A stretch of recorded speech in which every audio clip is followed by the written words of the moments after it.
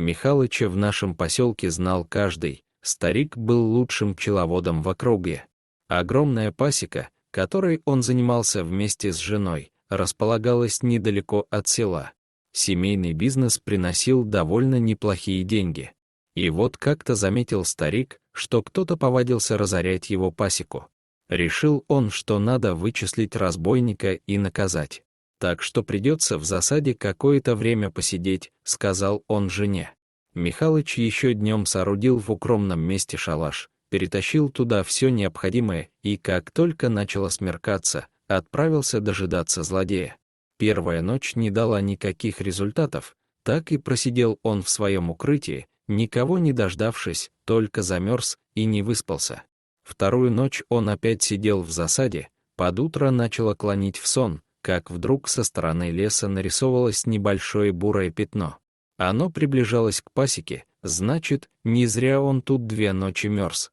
Да это же медведь, только маленький, только этого не хватало, подумал Михалыч. Ну надо же, нашел, где метком на халяву полакомиться можно. Пасечник пошумел немного, и, услышав шум, медвежонок убежал в лес. Надо что-то придумать, он нам так всю пасеку разорит, а то еще и маму приведет, тогда совсем плохо будет, жаловался Михалыч супруге. Долго советоваться не пришлось.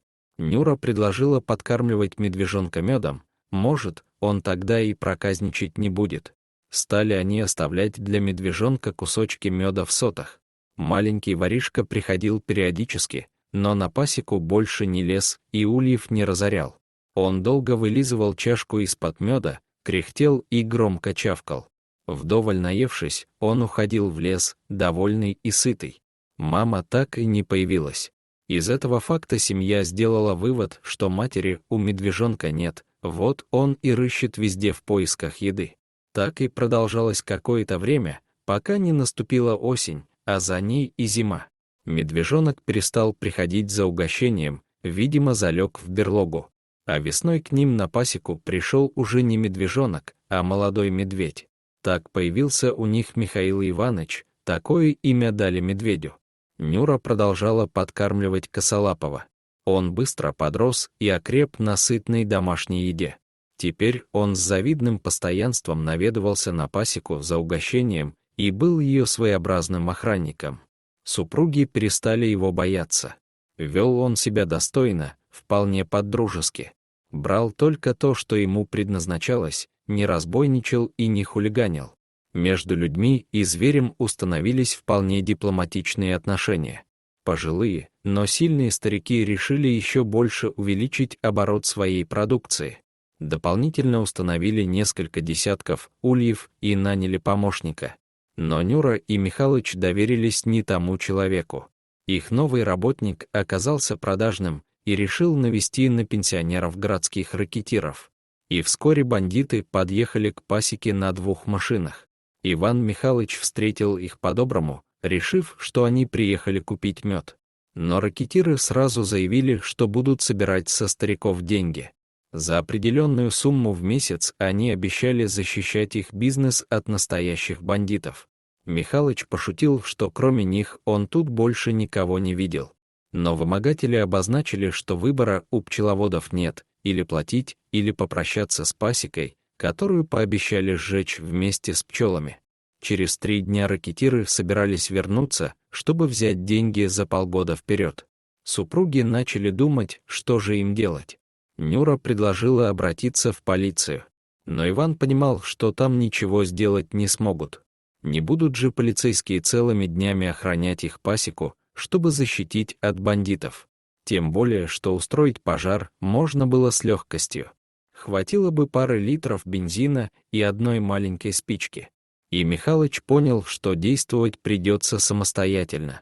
В доме был небольшой арсенал оружия, так как Михалыч был заядлым охотником. Решили они, что сами смогут защитить себя и свое добро. Вымогатели приехали через 3 дня, как и собирались. Вот только навстречу им так никто и не вышел. Старики засели на чердаке с охотничьим ружьем, откуда за всем наблюдали. Бандиты начали звать хозяев и требовать деньги. В противном случае пообещали забрать все, что им приглянется, а затем приехать еще раз, чтобы взыскать проценты за долг. Но им никто не ответил. Михалыч уже держал их на прицеле. Тогда главарь велел остальным заходить внутрь. И тут помощь к старикам пришла неожиданно, откуда они совсем не ожидали. Не успели бандиты сделать и пару шагов по направлению к дому, как вдруг откуда-то из леса выскочил медведь, который был в бешенстве и выглядел еще более агрессивным, чем вся эта бандитская свора. Он бежал к дому, круша на пути все. Кусты, молодые деревья и даже забор, который упал, не выдержав его яростного натиска. Влетев во двор, медведь даже успел на бегу отшвырнуть в сторону одного из бандитов. Потом он встал на задние лапы и двинулся на обидчиков, широко раскрыв пасть и показав свои огромные зубы. Куда только делась наглость крутых бандитов. Михаил Иванович, передвигаясь на задних лапах, всей своей свирепой массой двинулся на них. Медведь мотал головой, громко ревел и фыркал, обнажая свои яростные клыки. Бежать от медведя бесполезно, это знают все. Только попробуй покажи ему спину, и все, тебе конец. От неожиданности и страха нарушители остолбенели. Михаил Иванович налетел на главаря ракетиров, сбил его с ног. Слюна с клыков капала прямо на грудь незадачливому бандиту. Все остальные подельники бросились бежать, пока медведь был занят их предводителем. Следом с оружием из дома выскочили Михалыч и Нюра. Они наставили на нерадивого грабителя ружье, а потом крепко его связали до прихода полиции. Медведь еще немного потоптался во дворе, взял немного фруктов в подарок и скрылся в лесу с чувством выполненного долга. Сегодня он спас не только свои кормовые угодья, но и своих друзей-пасечников. Животные, в отличие от людей, помнят добро и всегда готовы отплатить тем же. Дорогие зрители, если вам понравилось это видео, то ставьте лайк и подписывайтесь на наш канал. До свидания.